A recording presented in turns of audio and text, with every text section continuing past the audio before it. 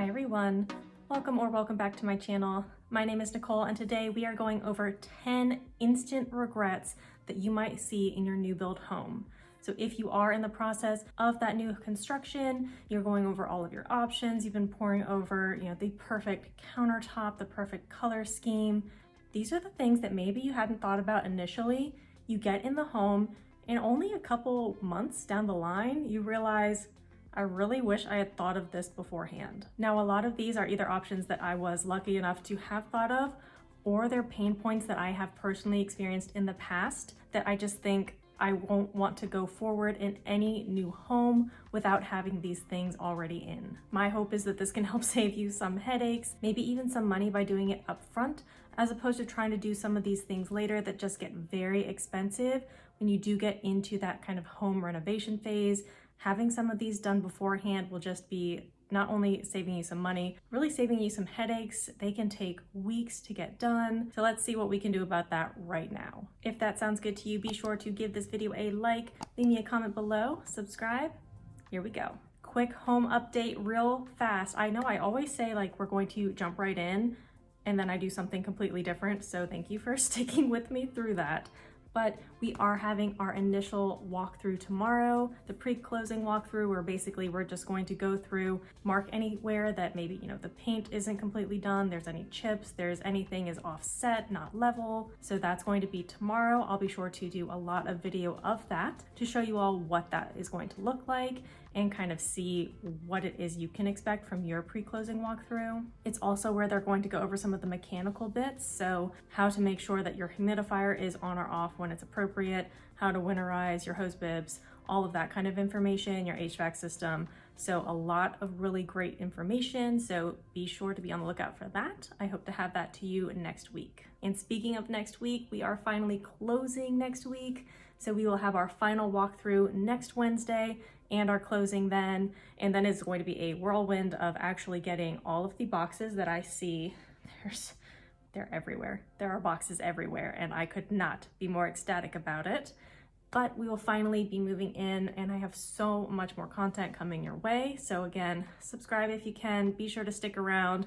But enough of that, on to today's video. Number one is going to be not upgrading your flooring on your first floor. Now this can be a little bit tricky. I know that flooring can get very, very expensive. So before I really dive in, just keep in mind, your budget is going to dictate all of this. So these are nice to haves.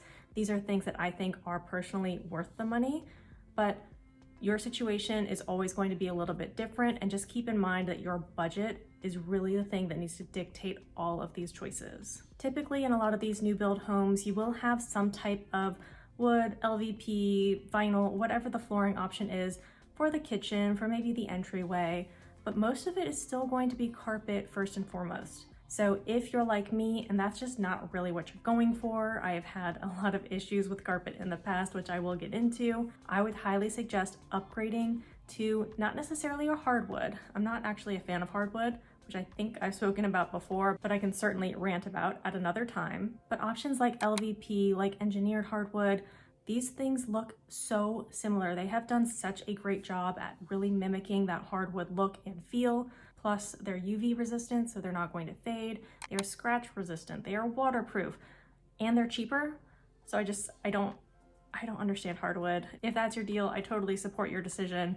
It is just not for me. So I would highly suggest looking into these probably not too much more expensive options that are really going to help give you some more bang for your buck. Number two is going to be continuing whatever your hard surface choice is on your first floor into at least the hallway on your second floor. A lot of times, as soon as you get to that top step, it transitions right into carpet because again, carpet is just the standard for a majority of these homes, and that's going to be throughout the entire second floor. Now, we did stick with carpet in all of the bedrooms, but in this home and our previous home, we made sure that at least the hallway was that same either wood or again, LVP wood alternative of choice because you get so much foot traffic there. I know you have seen or probably experienced those worn foot traffic patterns in carpet, and it happens so fast. That was something I was definitely not prepared for in our previous home. There was a certain walkway when you got through the hallway, the living room into the kitchen. there was just this little curve to get from, again, that front door to the kitchen area that wore down so quickly that we did end up ripping up all the carpet in the living room to transition that to the same wood that was in the hallway. And it takes more time. I don't remember the cost comparison there, but it was very, very loud because you are living there at that point, and it just took up a good chunk of the day. You know, the animals were upset, so yeah, I kind of wish I had done that beforehand. But with these foot traffic patterns, anywhere that does get heavy use, like a hallway, definitely think about using a harder surface than, say, that carpet. Sticking with carpet, like I said, we definitely kept it in all of the bedrooms and in the basement. But one of the things that you can upgrade, if you don't want to do the carpet itself, at least upgrade or think about upgrading the carpet pad. Having that thicker padding underfoot makes it so much softer, so much nicer to walk across, and it's generally a cheaper option to upgrade the underlying pad rather than going up the tiers of more expensive carpet choices. So this is kind of a nice way to pick that kind of builder grade carpet and still have it feel a little bit nicer, feel a little bit more upgraded by just getting that thicker pad underneath. This is something we did in our previous home in the basement only to add a little bit more durability and washability, just because, you know, rec room type situations, I feel like that's a little bit more likely to see spills, but we didn't do it in any of the upstairs, and it definitely was something that I noticed. Now, if you're thinking of ripping it all up to put in hardwood later, probably not the best place to spend your money, but it does make a little bit more cushioning. It was a little bit more durable for those places where you might see some more spills. And it again just kind of gets a little bit more of a luxurious feel without going into those more expensive types of carpet. Sticking with flooring, now we're looking at tile, specifically the primary bathroom. Now there are a bunch of different ways that I would highly suggest investing in your primary bathroom. That is definitely somewhere you're going to spend a lot of time, and I think it is absolutely worth upgrades throughout that room. But one area in particular that I'd say keep the tile pretty standard for the rest of the home if you're not looking to have that extra money spent to begin with. But again, your primary, you're going to spend so much time in there. That is going to be your little oasis, your little spa, your little getaway. Having that look and feel a little bit more luxurious is something that you will enjoy. Tile is something that is a huge pain to replace later. So again, it is something you can think about in all of your bathrooms, but your primary one tends to be quite large. You can have the same tile going up the wall. So there's just more tile to really think about and consider. So having that kind of demolition going on can get very, very pricey very quickly. So I would suggest, at least that's something that we did personally, upgrading the tile in the primary to something that you think you are going to really love for a long time to come. And again, just kind of gives you that little bit of a nicer feel as you're going to be in there every single day. Next up, number 5, we are looking at the vanity height for most of your bathrooms. I would say it's probably not going to be as much in your primary, but really thinking about that kind of back saver vanity height for all of your bathrooms. Now, full disclosure, I do not have children. That is not something that is going to be in my future. So if I'm wrong on this, please let me know below. But here's my thinking here. When you have those shorter vanity heights, this is something like 30 inches is the standard, which I think is wildly incorrect, but that's just me. And your typical kitchen counter height is somewhere around 36 inches. That's where it's really comfortable for adults to stand and work and make sure that anything you're putting down, picking up, leaning over to use the sink, it's just much more manageable. Now, when that height is dropped half a foot, it becomes really awkward really fast. This is something I did not even think about. I didn't even know about, honestly, in our previous home until our shower in our primary bathroom broke and we had to use the guest bathroom. And so I was using the sink there and I was putting things down and picking things up, and it was wild. I was like, why is this so short? I don't understand. So now I know, and we made sure to upgrade all of the ones in our current home that we'll be moving into that back saver 36-inch height. And here's my logic behind that. Again, let me know if I'm off base here. I understand that children are shorter and they need to be able to access the sink in some capacity, but I feel like that's what stools are for, because they help you get that height and the child's going to grow. They're going to get taller. Now, what's easier, in my opinion, is having somebody who is shorter or smaller using a stool while they're still growing, because once you have reached your height, once you have outgrown that 30-inch sink, you can't ungrow. You're always going to be taller, and then it's going to be awkward for the rest of your life. So I don't quite understand the payoff of making it easier for a few years now, rather than making it easier forever once somebody's fully grown. So again, maybe that's just my opinion, but if you don't have kids, if you do plan on having them use stools, if all of your children are adults, grown, out of the house, whatever that is, I would highly suggest getting that Backsaver vanity height. It is so much nicer, and it is, I mean, try it. It's really awkward to use the shorter ones once you are fully grown. Out of the bathrooms into the basement next, the next regret is not putting in an egress window. Now, if you have somewhere that can be converted into a bedroom in the basement later on, this is something that you absolutely need for code, for standards, for safety, if you are moving forward with a bedroom in the future. Or if you're putting in a bedroom right now, that's something that they'll already kind of let you know you absolutely need. But if maybe you just have an unfinished basement, maybe it's only partially finished, maybe you're thinking about finishing it later and you just aren't sure yet, put in that egress window now. So what is an egress window? That is something that is mostly the size of a standard window, but it has kind of this well feature. I'll be sure to put some pictures up, and a ladder, and it's got this very large space so that somebody in an emergency can exit and get out into the lawn, as opposed to basements usually have those hopper windows, which are nice for letting in a little bit of light, but in an emergency, in case of anything that you would need to escape from, those aren't really an option. So things that you really need to think about is if you will have anybody actually living there, sleeping there, go ahead and put that in now. I honestly have never heard of that getting put in later. I'm sure it's possible, but then you're talking about foundation, and that just sounds really complicated and expensive. So again, something to think about. I would spend that money up front if you're even considering having that bedroom in the basement later on. Speaking of an unfinished or only partially finished basement, rough-ins are definitely something that you do not want to miss out on. Having those plumbing fixtures all ready to go, just in case you want to put in a wet bar later on, if you want to make sure that you do a half bath or a full bath later. These kind of more involved plumbing issues are going to be more complicated, more comprehensive, more expensive to do later.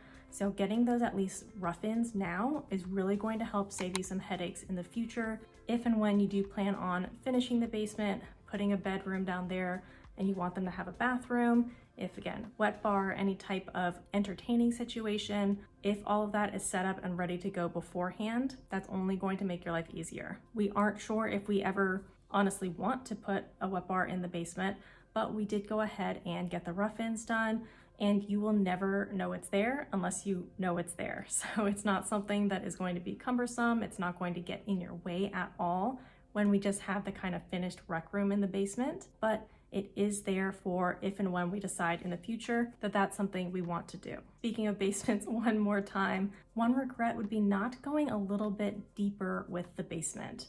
So typically we're looking at 8 feet, and that's definitely something that we had in our previous home. And basements already feel very kind of tight, enclosed, and almost cave-like. I mean, you're underground, so there's only so much light that's going to be getting in, and it can be really difficult to make a space underground feel not so enclosing. So again, in our last home, 8 feet, it felt very short, it felt very small. So we made sure that this time around, we did go for the 9-foot ceiling, and that is, we're not living there yet, so I'll let you know for sure, but it already feels just from our walkthroughs before that it just opens up the space nicely. It does feel less cave-like and enclosed. So if you do feel like you're going to be spending any significant amount of time in your basement, maybe you're going to have a media room down there later, or a rec room that you will be using, then you might want to think about putting those 9-foot ceilings there. Number 9, I'm going to go into the garage next. Now tell me if this has been you, because it has been me before.